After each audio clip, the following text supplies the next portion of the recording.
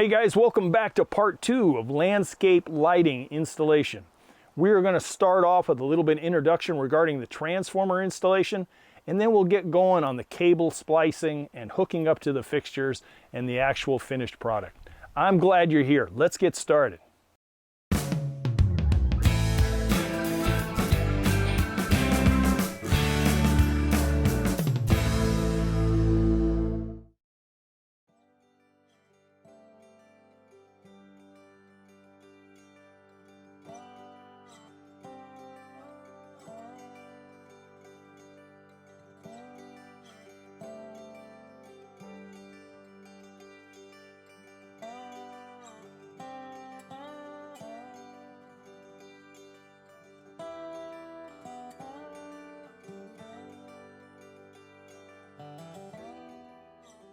So, in mounting the transformer, one of the things I had to consider is snow in the wintertime. And this particular hill is where snowblower and tractor snowblower is probably gonna throw a little bit of snow, keeping the patio and the driveway area clear. Last year, we didn't have a real big snow load, and it only got up to about the 20 amp circuit box. It did not get up to my 50 amp service box. So in this case, with the stepping stones up in here, if this thing is plugged in the winter, which is still up in the air right now, I would come in and just keep this area clear.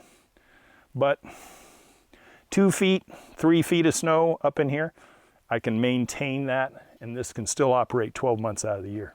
But at least it's straight. It opens and closes despite being close to the main panel here, and it's straight on its edge. I will have some staples later on, do a nice clean 90 turn and come up there and connect in without any problem, just to keep it nice and neat. Do you need a drill driver? Do you need an impact to mount this thing? No, you don't.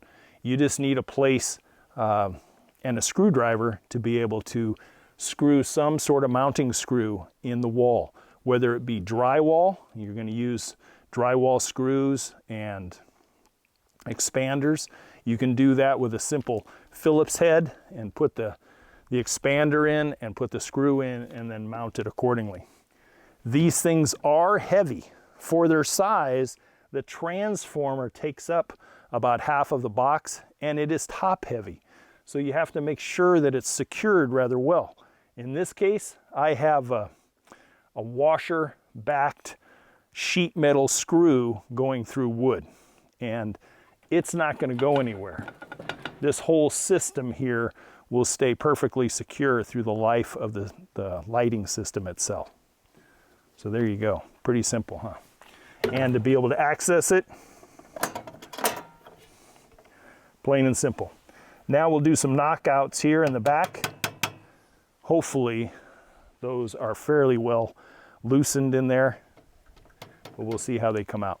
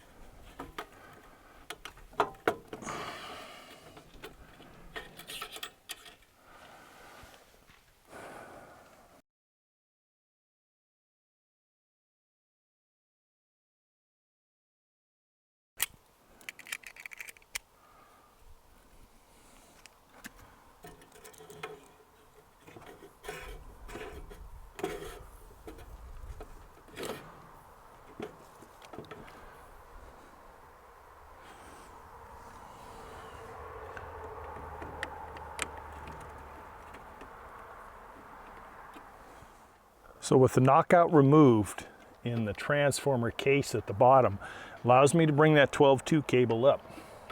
In this particular case, since we're going to have 2 cables, I'm going to bring 1 cable up, and then I'm going to cut it down where it's going to connect to the perimeter cable, and then I'm going to bring the second one up where it's going to come out and run over to the other side of the bed here. That way, not too much voltage is going to one cable. So let's do that. But in looking at it, we have our common lug on this side, which one of the cables is going to go in through the bottom and into the lug, and then you're going to tighten the lug screw that faces you down really tight. I shouldn't say really tight, just really snug.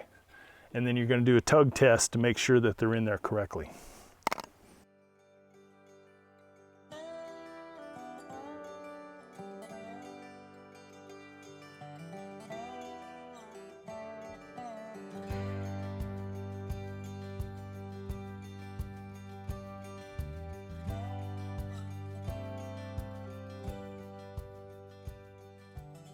If there's anything I can suggest to you, is if you're doing your installation on a cool day or even a cold day, your direct burial cable will get very, very stiff and not very pliable and hard to work with. If you can do it during the warmer parts of the year, bueno. If not, you might have to take a heat gun or something and just kind of warm up the connection parts of the cable. In this case, it's warm out, and what I've done is I have extended the cable out onto the hot gravel. And what that does is gives me lots of flexibility and lots of pliability to the cable itself. Makes it so much easier to work with.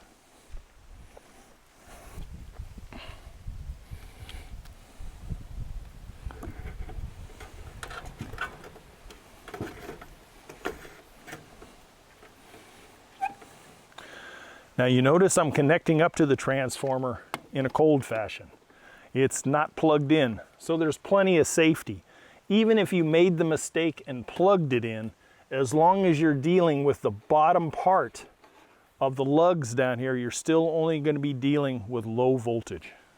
The way I've always connected is the commons I'm going to connect together first and then do my best to get them up inside the lug instead of trying to do two at once or two separately. I'm going to twist those two common wires together. I'm going to back this out.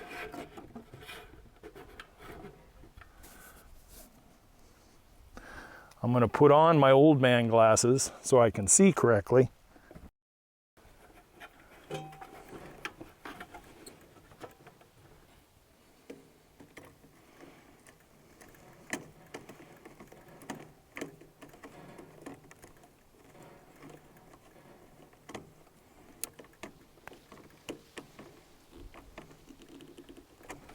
And then I'm going to do a tug test, okay? Make sure that that lug nut is firmly and securely down on those wires.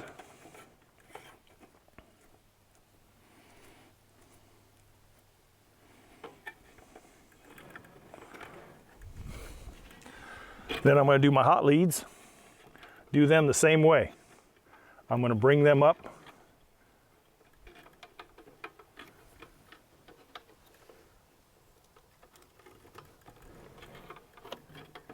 into the lug hole in the back, which that one did not go in.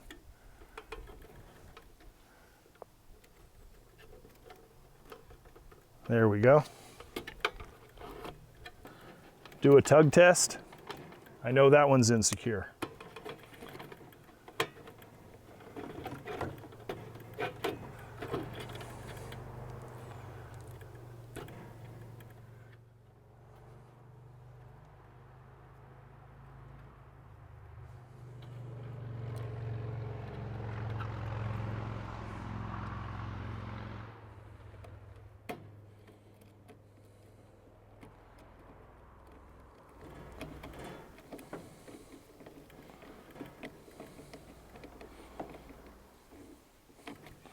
And my final connection, tug test, it's in there secure.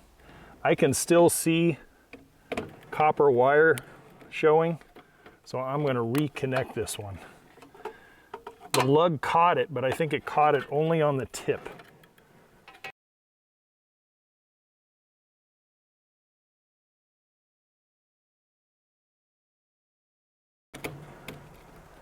I don't know what this one's doing up in there, but it ain't going in.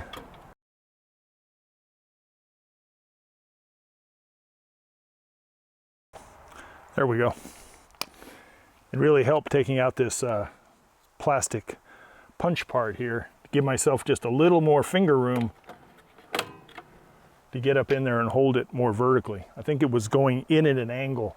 We only have about 2.5 to 3 inches worth of room here to work with.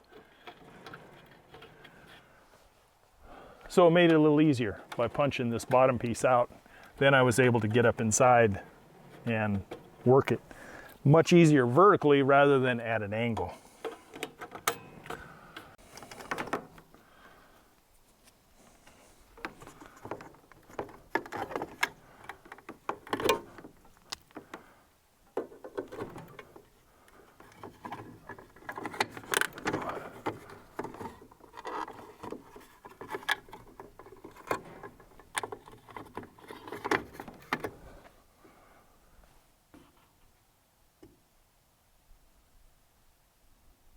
It's working, I can hear the timer.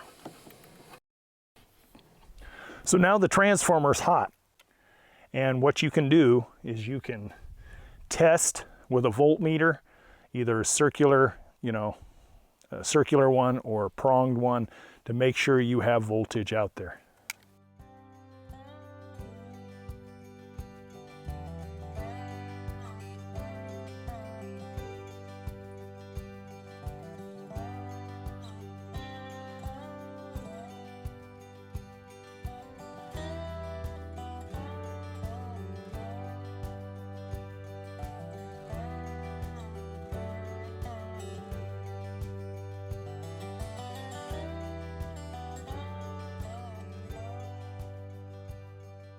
Okay, out in the bed here, let's do some splicing.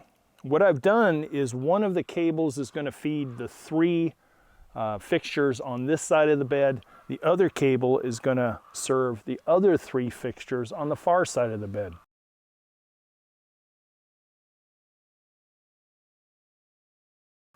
So the one cable coming here, I'm going to have it above ground for now, and I'm going to do my splicing out here in the field. This is not super scary splicing at all. You're not even dealing with electricity at this point. You're just dealing with the cable itself. So what you're going to do on the 12-2 cable or whatever size is you're going to split it down. You're going to take off about 1 inch or so of the sheathing of each cable that you're going to be dealing with. And what I'm doing is I'm coming down and I'm forming a T. I have existing underground cable that goes this way when we installed the bed itself, and then I have a new leg that I'm going to put this way to the path light that's down at the point of the triangle bed. So that brings 3 cables together. The new one, the existing one, and the one coming from the transformer. And it doesn't matter how you connect these up. You just bring one leg of each one up to a juncture. You can put a little twist on them and then use a dry lock connector. And what I'm going to do is I'm going to use the dry lock connectors that GARDENREET provided for the bigger cable connections here. And then when I get to the individual fixtures, which will only have an 18-2 and a 12-2 cable, I'm going to use a smaller dry lock connector because I don't need as big a one. That way I'm going to ensure a good, snug, watertight fit at each splice or connection that I do.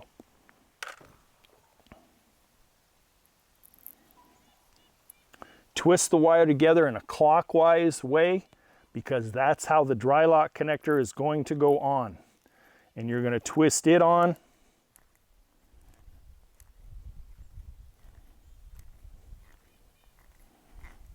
All the way down. Do a little tug test. And repeat. Now we'll do the other 3 legs. A little bit of a twist. And there you go. Nice, firm, snug connections. Nothing loose, nothing where you can feel it rattling around inside the connector. Everything is nice and snug. And what I'm going to do for now is I am just going to lay this on the ground in the direction that each cable is going to go and move on to our first fixture.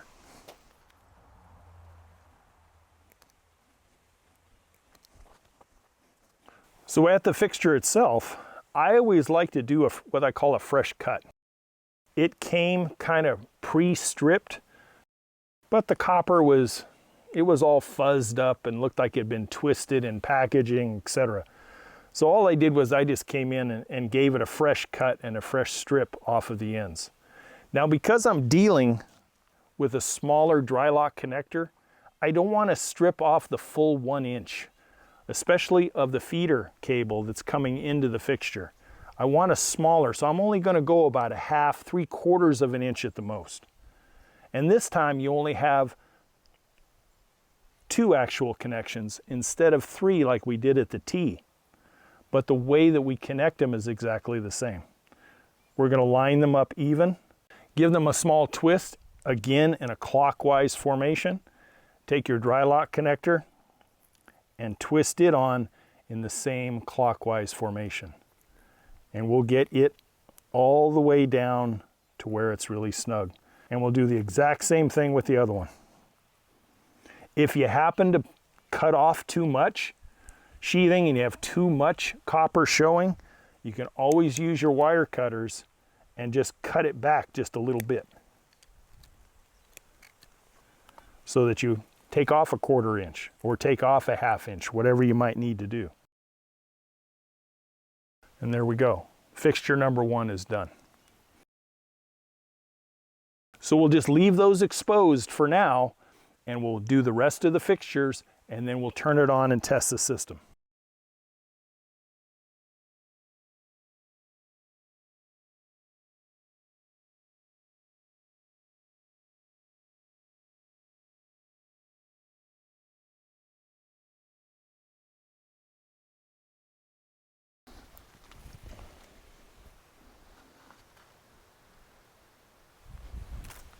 Okay, so as far as the connection, the first 3 already done.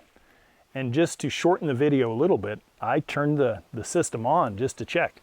And they are lit up. They're doing what they're supposed to do. Now I'll continue doing the other 3, and then we'll tidy up the bed and secure all the cable and bury it out of sight so it's nice and neat.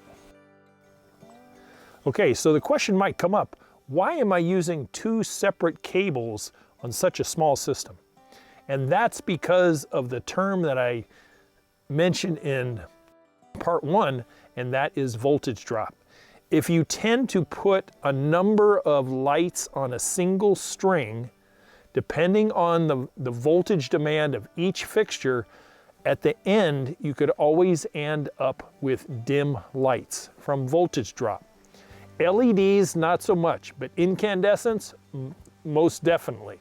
So if you can split your system, now here we only had 6, if you can split your system into 2 or 3 separate leads, depending on the number of fixtures, you'll have much better illumination at the beginning as well at the end. So consider that. Don't forget voltage drop and do multi-cables to all the project. Tip for you.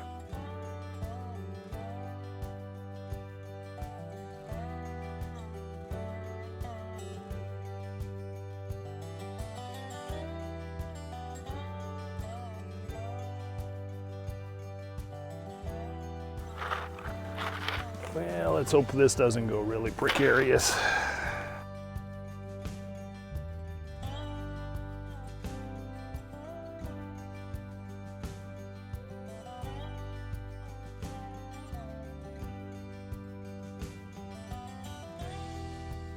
Hey, if you guys get into a situation when you're putting your fixtures in and you're dealing with very hard ground, dry or just hard ground, period. Kind of like what we have here. Even though this is kind of fluffed this year because it was freshly dug, there's still some hard pockets here. You can always take your ground stake and a rubber mallet and get it in the ground just a little bit easier, provided you're not pounding it in directly into a stone, obviously.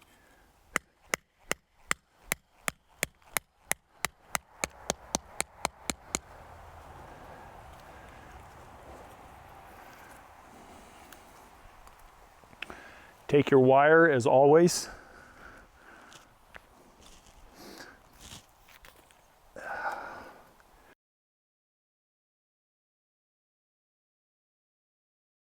Boy, that dirt in there sucks.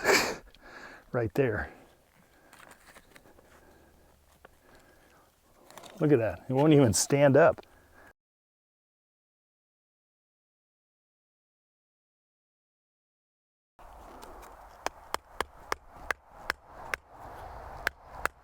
Much better.